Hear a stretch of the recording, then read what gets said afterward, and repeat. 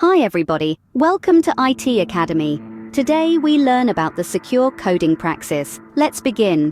Why does secure coding matter? Imagine a world where every piece of software, every application, every digital tool you rely on is a potential risk. A risk to your personal information, your business, your financial stability. That's the reality we face if secure coding practices aren't taken seriously. Consider the infamous case of the Heartbleed bug, a severe vulnerability in the OpenSSL cryptographic software library. This flaw allowed attackers to eavesdrop on communications, steal data directly from services and users, and even impersonate services and users.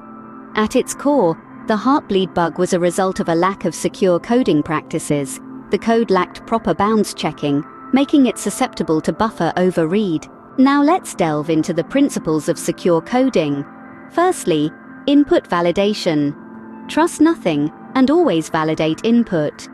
This principle is about making sure that any data coming into a program meets a specific set of criteria. By validating input, you can prevent many forms of attacks, such as SQL injection and cross-site scripting. The second principle of secure coding is to keep it simple. Complex code often leads to unintended consequences, which can open the door to vulnerabilities. Keeping code as simple and small as possible makes it easier to test and verify that it is secure. Thirdly, practice defense in depth. Don't rely on one single security measure. Instead, layer your security measures so that if one fails, there are others in place to prevent a breach. The fourth principle is to fail securely. When a system fails, it should do so in a way that doesn't leave it vulnerable. This means handling exceptions properly and not providing too much information in error messages, which could be used by an attacker. The fifth principle is to follow the principle of least privilege. This means that a process should not have more privileges than it needs to perform its task. Limiting the privileges of a process can greatly reduce the potential damage if that process is compromised. And lastly, always use cryptography correctly. Encryption is a powerful tool for protecting data, but it must be used properly. This includes using strong encryption algorithms and managing keys securely. So, to summarize, secure coding is essential in today's digital world. It's about more than just writing code that works.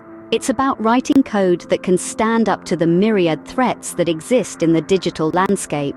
Remember, always validate input, keep your code simple, practice defense in depth, fail securely, follow the principle of least privilege and use cryptography correctly.